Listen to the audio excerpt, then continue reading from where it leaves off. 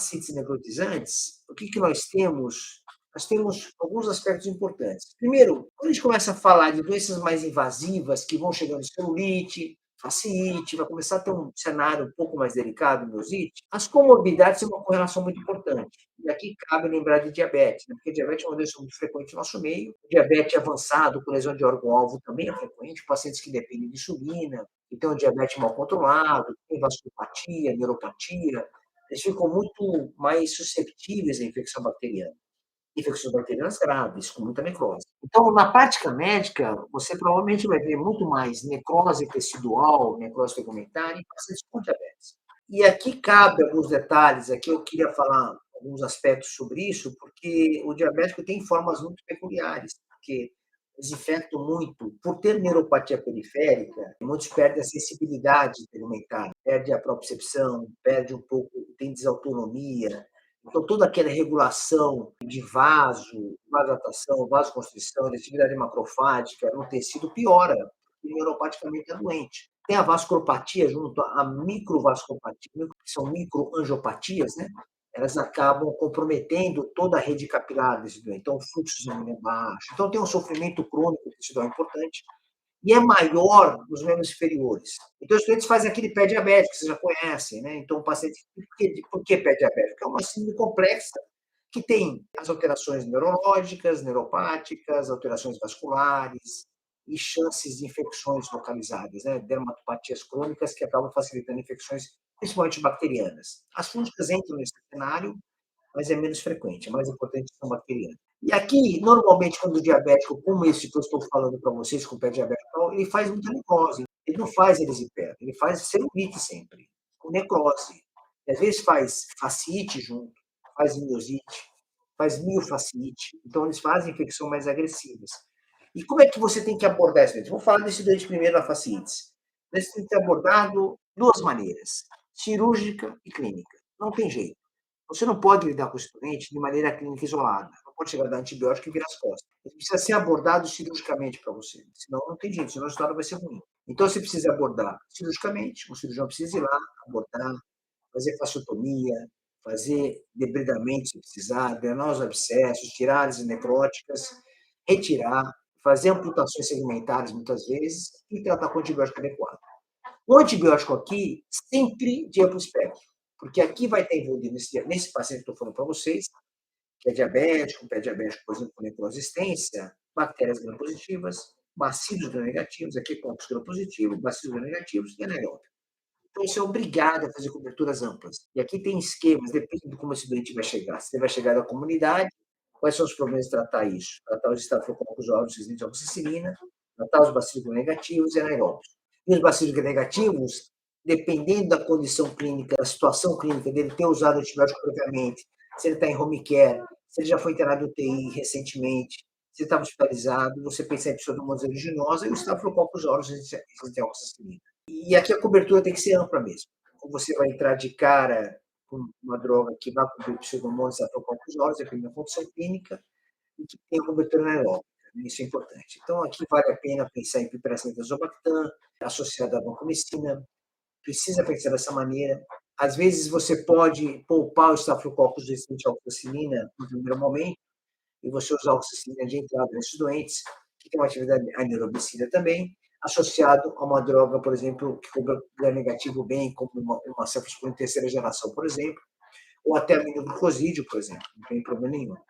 Mas essas estratégias precisam ser reguladas de acordo com a condição clínica, da comorbidade e dos antecedentes desse doente, dos antibióticos prévio à internação, porque tudo depende disso. Se tem um doente que internou há pouco tempo, então você vai ser obrigado a usar carbapenêmicos, por exemplo, em primeira escolha para esse doente, porque você pode ter uma chance de ter uma cepa de pseudomonas aeruginosa que seja resistente à beta-lactamase, por exemplo, né? Então você pode ter esse problema, você tem que usar o carbapenêmico, por exemplo. A beta-lactamase é espectro expandido. Você tem que tomar esse cuidado. Então, os pacientes com diabetes com necrose têm que ter uma amplitude maior de cobertura. Então, aqui vale a pena cobertura gram-positivo, depende da gravidade, vancomicina de cara, e piperacetazobactam de início, dependendo da gravidade.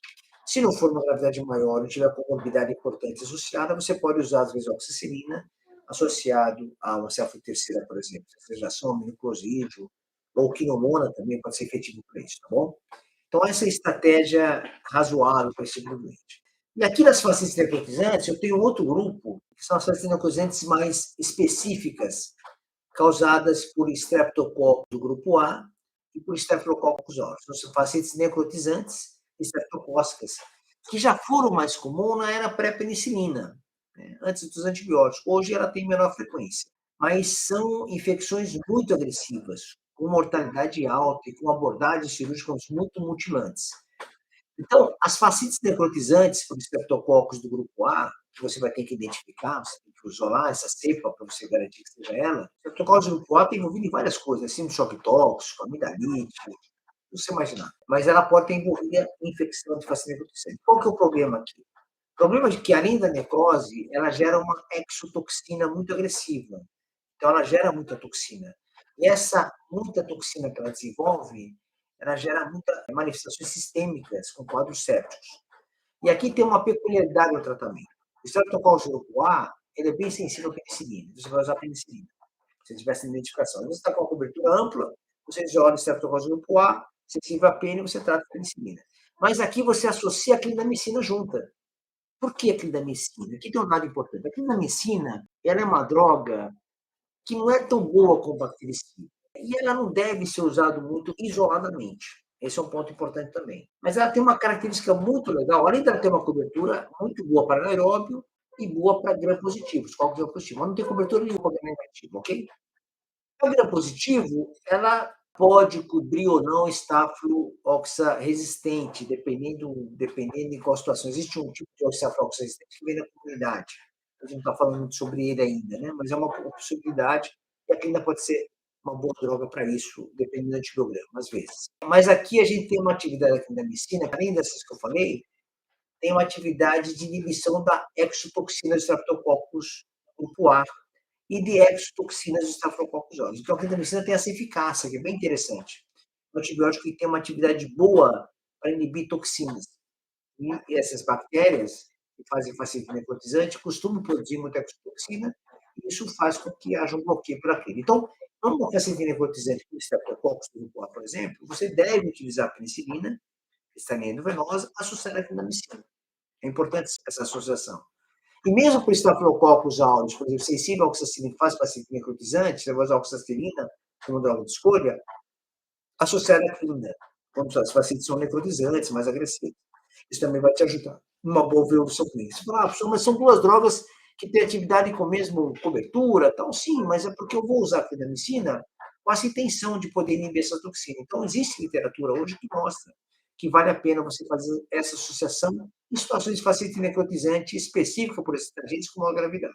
E lembrar o tratamento cirúrgico desse doente, né? Fazer fasciotomia, abrir a face toda, porque senão necrosa tudo. Porque o que acontece com pacientes, né? Elas fazem edema e fazem síndromes compartimentais, às vezes, dependendo de for. Se for num segmento pequeno, tipo mão, faz uma fascite aqui, se não fazer rapidamente fasciotomia, o paciente pode comprimir ramos do nervo radial, ulnar, mediano, e perder função. Isso é importante ter em mente. E fora a necrose, fora todo o processo que vai ficar local. Então, você tem que fazer uma abordagem cirúrgica mais invasiva para isso. E outro ponto importante, eu quero lembrar você é o seguinte: tem que tomar muito cuidado. Você lida com os doentes com celulite necrotizante, que eu estou falando para vocês, fascite necrotizante, que eu estou falando, que tem que ter abordagem cirúrgica associada, não ficar adiando muito isso. Tenta resolver o mais rápido possível, que você vai perdendo tempo e vai gerando complicações sistêmicas que podem ser mais irreversíveis no futuro e ele pode evoluir até com sepse mesmo, se não tiver séptico já na chegada.